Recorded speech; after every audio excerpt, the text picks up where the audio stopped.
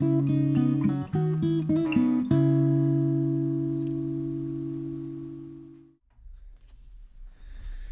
artwork is one of the most fundamental things about creating something is sharing it with others.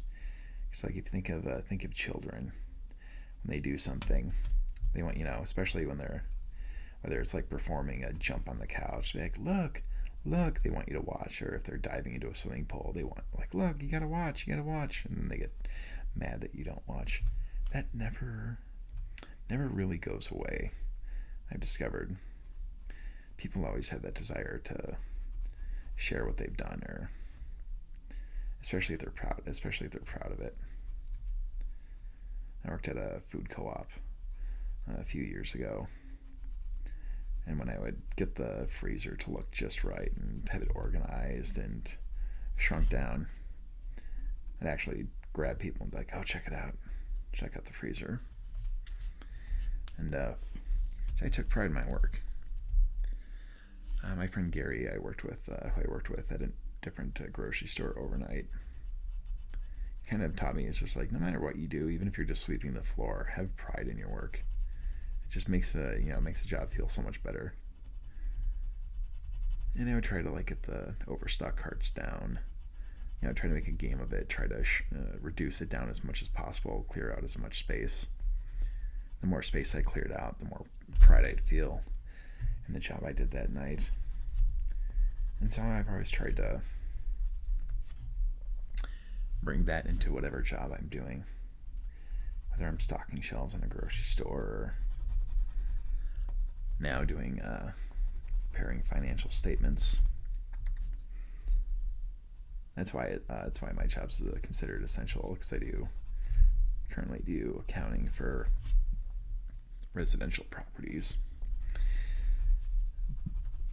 So that service needs to stay open, and people are still going to be living in houses during this crisis. So very grateful I'm in that industry right now. And I try to do as best a job I can. And when I do a job well, when I kind of figure something out, especially if it's difficult, or if I stay caught up, or if I feel like I'm getting behind, and I get everything turned in on time. I'm actually fist pumped a few times at the end of the day when I realized I got everything done that I thought I was supposed to. The other thing I'm aware of is that even if you have a job that it's not the one you really want, it's not the dream job you do, you should try to do as good a job that you possibly can. Because if you get to a dream job and you don't do as good a job as you possibly can, you're not going to know what that feels like. You might get the job that you really, really want, and maybe there's some obstacles that show up, and you're not used to that, and so you say, I guess this isn't for me. I guess this isn't what I should be doing. But it's like, no, you'll have that for a job you don't like, and you try to get through it, and then when you do get through it, you feel better. You realize, like, oh yeah, just push through it, and maybe you have a bad day, but it's like, all right, well, that day sucked. Just move on. Hopefully the next day is better.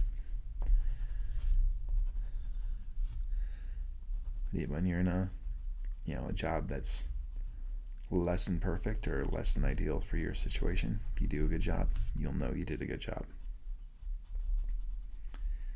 Then you carry that with you to the next one. Eventually, when you do get the job you want, you'll know what a good job feels like, and when a job well done feels like. All right. Speaking of job well done, we're almost done with the crimson color here. I'm just going over a few of the light spots. I'm going to turn off the overhead lights. That looks a little. That's one thing I noticed about the gold color, is that when it's only backlit, there's it's a lot darker because there's not much light that gets through. It's a very heavy color. And I was actually thinking about this when I was doing the no talking video. I was like, I could almost have done the red color first because gold and silver just do not, like, anything, if there was any red there that got smudged over the lion part, going over that in gold would have just completely covered it, and it would have been just not visible at all. But it's fine that I did gold first because the crimson red is so dark that it just covers up everything anyway too.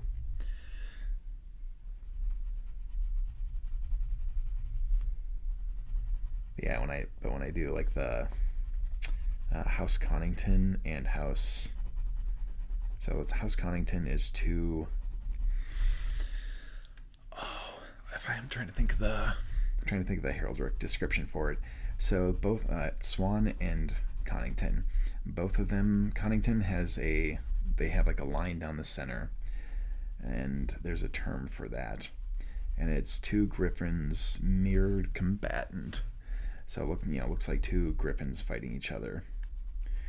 And I just learned yesterday, going through my heraldry book that I got from Half Price Books, that the griffins I drew were female because they have wings, and male griffins have spikes coming out of the back.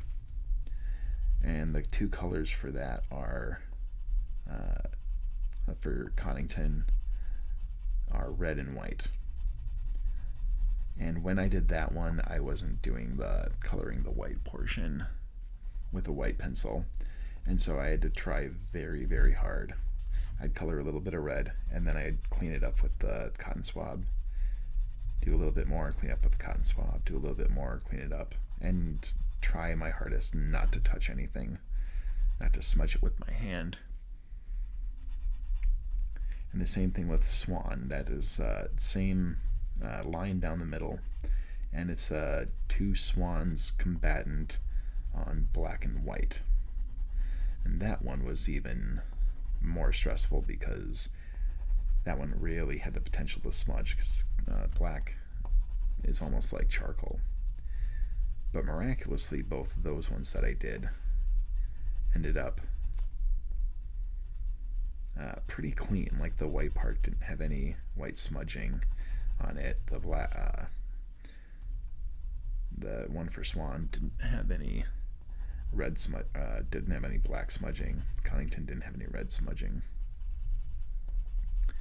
Those are a couple banners I might kind of want to do again, especially with the white pencil technique that I know now. Actually works out very well. And I actually did one part of the video I actually colored in the lion's eye with white, and I did that because if I didn't, it would be kind of like kind of smudged with red by now, or gold. And so there's a few banners where there's some white parts that are kind of smudged up, and a lot of those banners are when I was in a high volume period, just kind of making a lot. So this is a little bit of overkill, but there's kind of a lot of areas that are still just a little more white than I want. And it's one of those things where the human eye is not going to pick it up per se, but subconsciously I think people will notice the difference between one that's completely one solid color versus having some pock marks. They're going to see with their subconscious mind. So that's kind of what I'm doing, is just going over it since I'm here. And this is pretty much, I'm almost done with crimson. Then I'm going to wipe it down with some cotton, and then Cut it out, glue it down, and House Lannister of Casterly Rock and the Westerlands will be complete. So just going over this little corner right here, and it looks like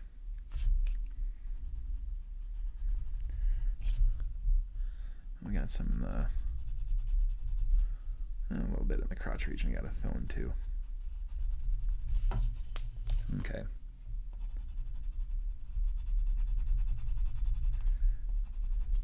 Another book besides Austin Kleon's Finish What You Start, or Show Your Work, is John Acuff wrote a book called Finish.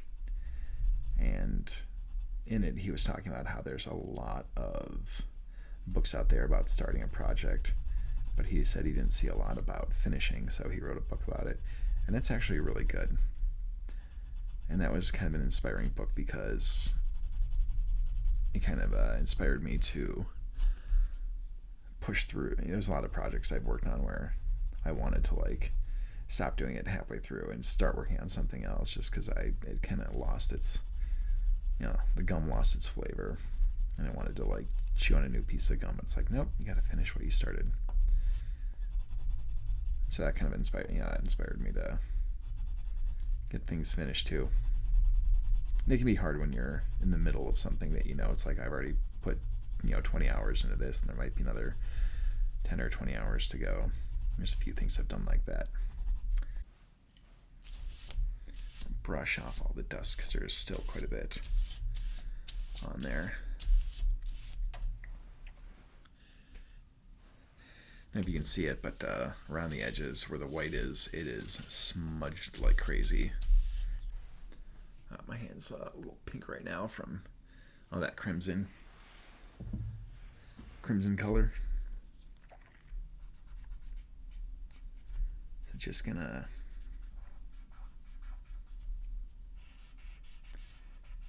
going over the edge.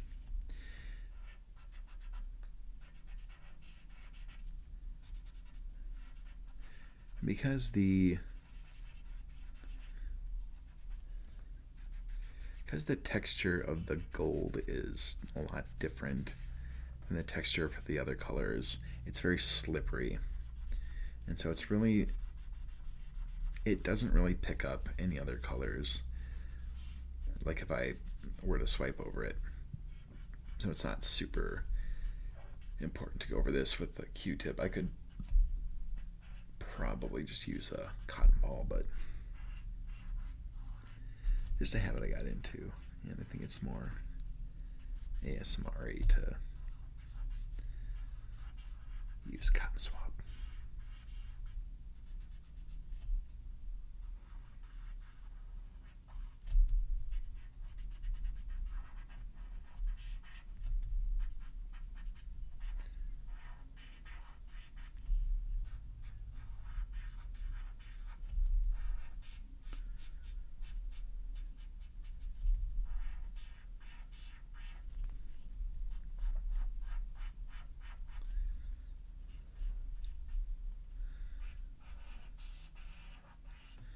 It's actually been so for the house banners for Westeros, there's around over 400 of them total. I don't remember the exact number. I think it's like around between 430 and 440. I've probably drawn, if you count every banner I've probably drawn the equivalent of all of them twice. And I was trying to think like how many banners of these I would draw for YouTube. I don't know if I'm going to draw all of them. I was trying to think of, because at some point I have spent so much time drawing these already that I have a feeling like I might hit a wall a little bit. So I'm trying to think of other stuff to draw too, and other stuff to color. And I have a few ideas. I'm kind of excited to see those. There's a poster I want to do that's a parody. Won't talk about that one quite yet. So it's something I'm really it's something I could monetize And if I talk about it too soon, somebody might swipe my idea because it's a good one. So hold on, I'll just kind of put that in my pocket. Maybe do that a little bit later. Okay, so I don't know if you can see it, there's almost like a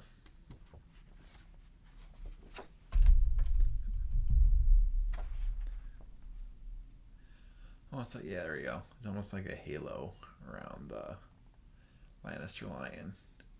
And the areas where it's a little, no, these areas are still kind of waxy. You can even see like the pencil marks in the waxy part from the streaking, especially at the bottom, down the bottom here. So now what we're going to do is just go over this with a cotton ball.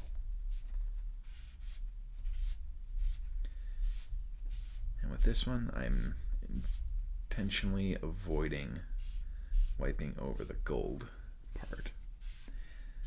Just to make sure it's nice and clean. This is actually like this is probably like my favorite part of the whole process, is wiping all this wax off. If you're a fan of Bob Ross videos, you know that his absolute favorite part of the painting process is taking the paintbrush, just beating the devil out of it.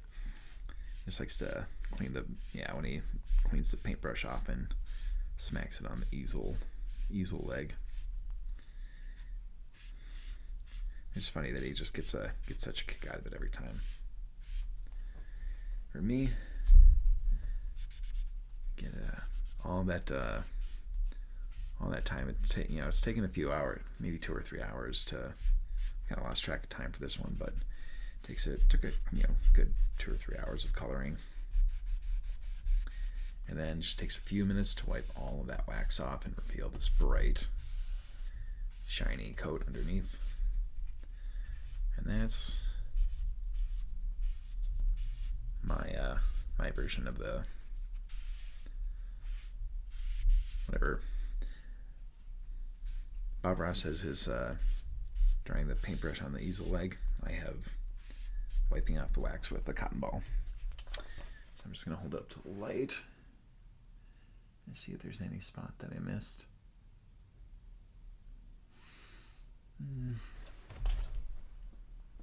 Probably a few places I could.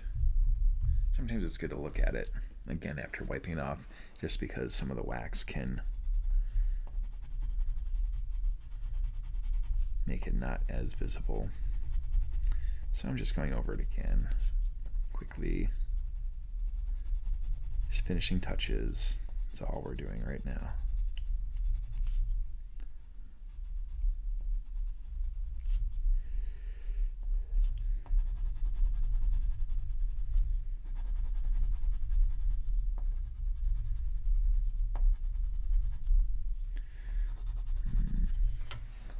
And then especially when you get to this point, it's good to have a pencil with a nice sharp point,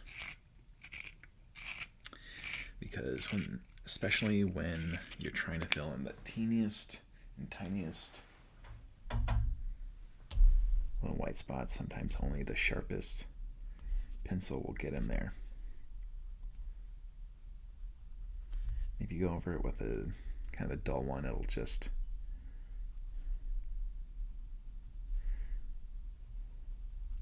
basically they're like little teeny tiny, you got to think of them like teeny tiny potholes. And if you take a bit, and if you were going over them with a big flat rounded point, it would just rub over it instead of getting in there. That's why I got to sharpen it. That's why a sharp pencil is quality for that kind of work. It's not a lot of. By contrast, the dull pencil, it's the only time I've ever really noticed that dull pencil is great is for doing the gold part. And when you're kind of swiping everything down in one area and smoothing out that color, the round part really, you have to go over less area, and that's why it's good to have it round. And when you're filling in colors for large areas, it can be good to use a more rounded edge because it can fill it in a little faster.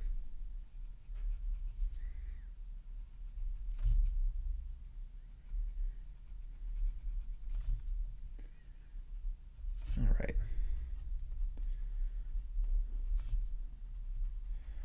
So I could literally spend probably the next hour going over every little spot that I see, but I'm mostly just going over the spots that are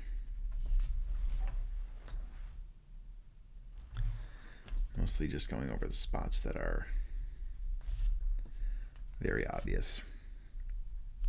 So that will do it.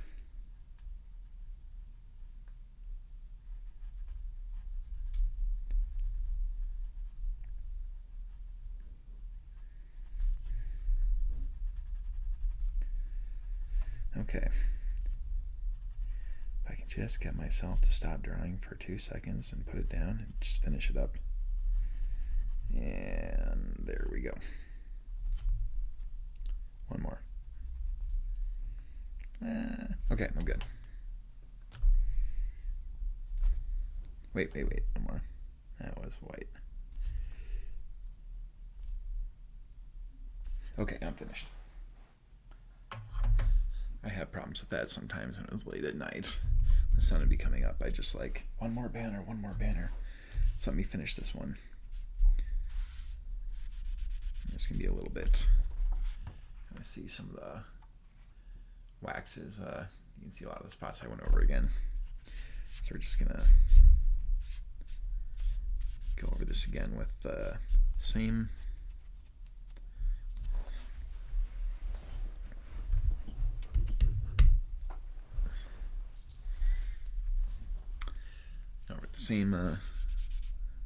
cotton ball.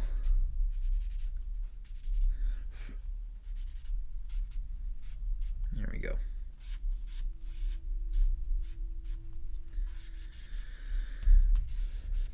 And nothing really makes my heart sink like going over an area, touching something up, and quickly realizing you're using the wrong color pencil. That's why you never want to have like a scarlet pencil right next to a crimson one, because they're very similar in color. All right, that looks fantastic.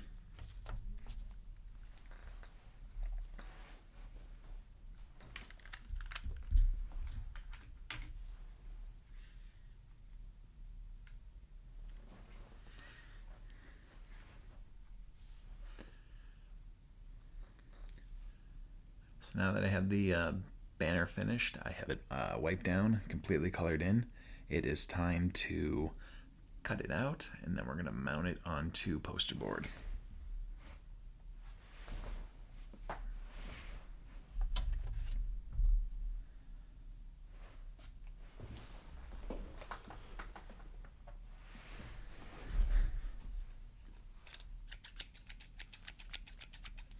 Scissors have always been a pretty big ASMR trigger for me.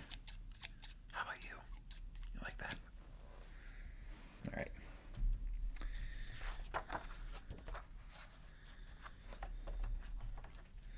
I am going to quickly, there's one little spot, didn't quite, don't matter the color, didn't quite get it with, there we go, one part that didn't have a line.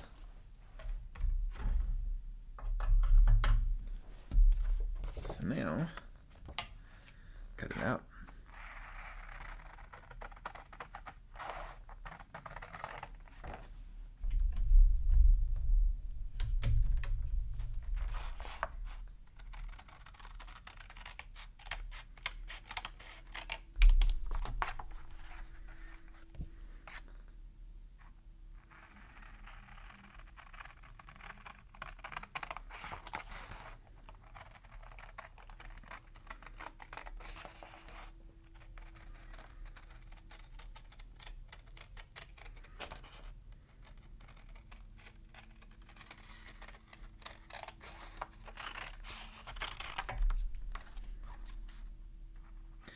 I'm always wondering if I should cut into the point or away from it.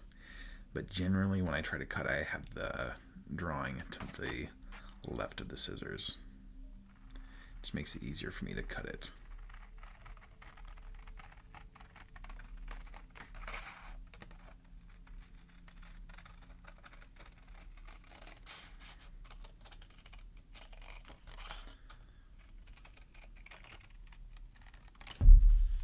Alright. Because we had everything all planned out, the gold and crimson line is nice and centered. It's not off the edge or anything. Yeah, look at that. Look at that. Almost looks like that shine almost looks like it almost looks like a painted metal shield. And now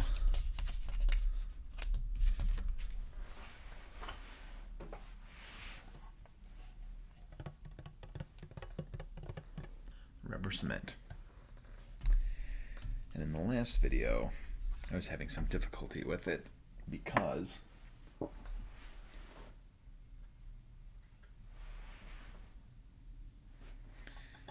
I don't have a brush and cap for this. It smells like rubber cement, that's for sure. So I did a little too much glue last time, so I'll do a little less to start out with. One thing about rubber cement, I'm just reusing some old Q-tips because it doesn't really matter. The thing about rubber cement is when you put it on paper, it starts to dry pretty quick.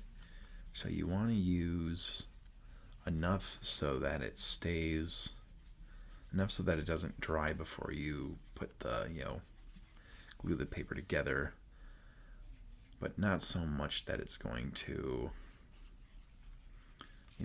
ooze out the side profusely.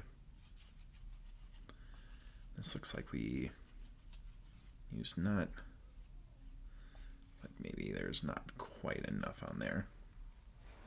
So I'll add just a dab more. And move slow, so you just gotta time it just right.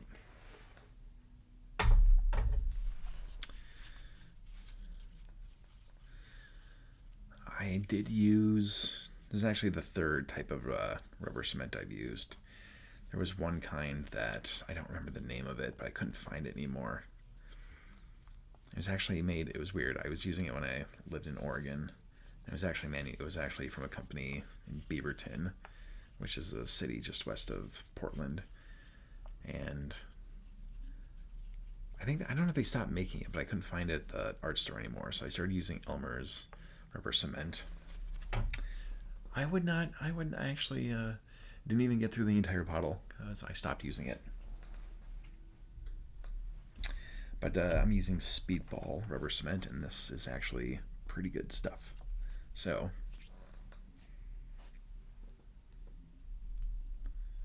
press it very lightly.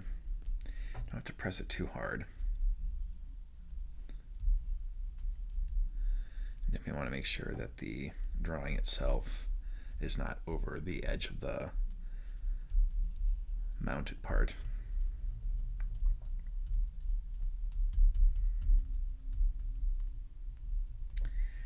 The most important thing is to make sure that when you're pressing it down, is you want to make sure that the edges all get pressed down.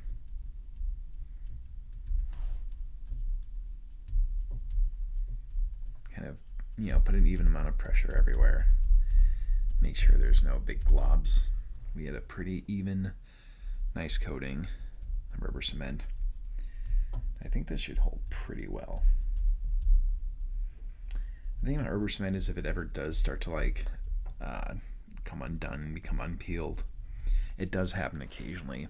All you got to do is just lift the paper up and just reapply a little bit of it, press it down, and you're good to go. Okay. So that is glued, and I'm actually going to, because I was pressing it with my fingers, I'm going to do one more, wipe it down one more time with a clean cotton ball.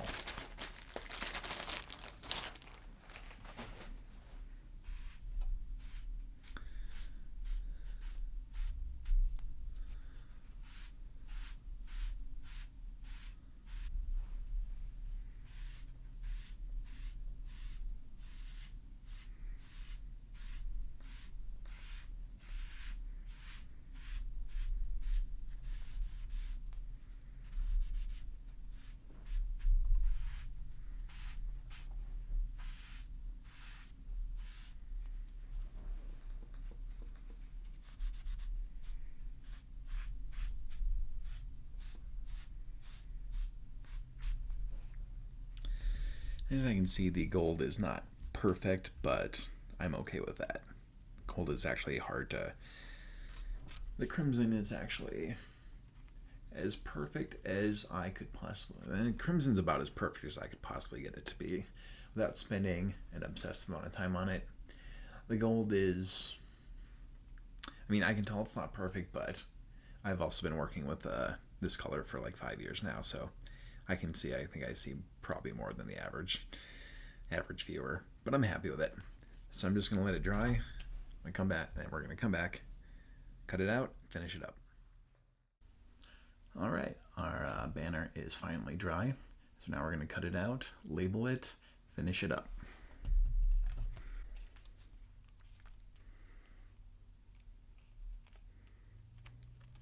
Make sure it's all the way down.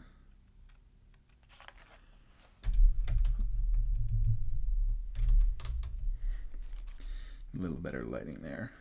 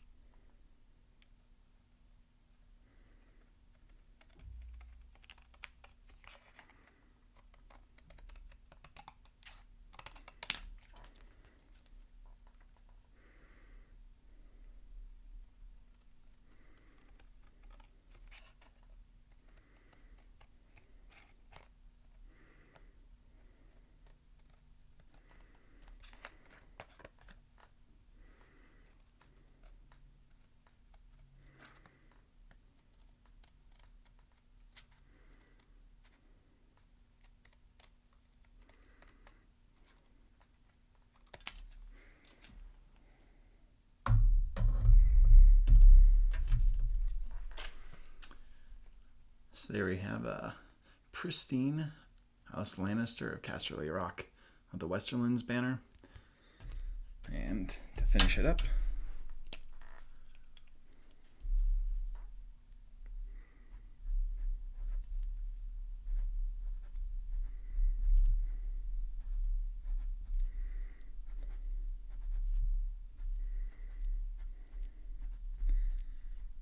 House Lannister of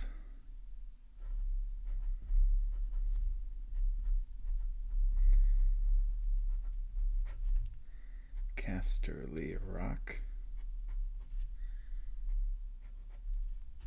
in the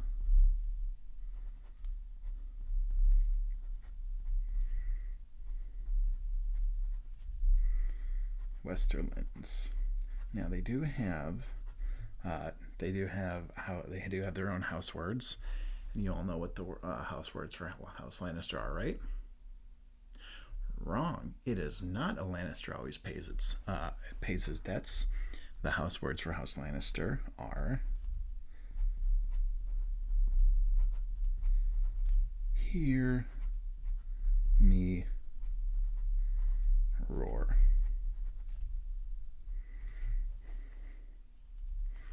However, I will put the unofficial motto as well.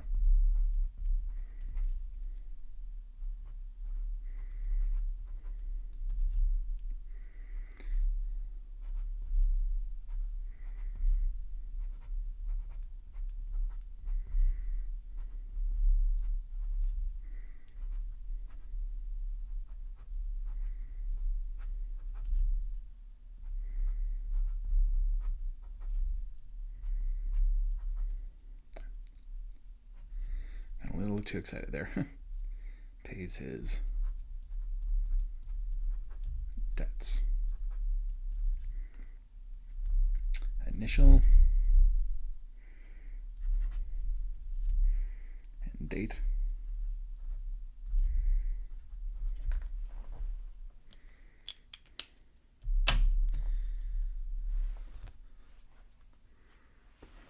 And that banner is officially finished. Thanks for watching. Be sure to like and subscribe if you're digging these videos. I'll see you next time.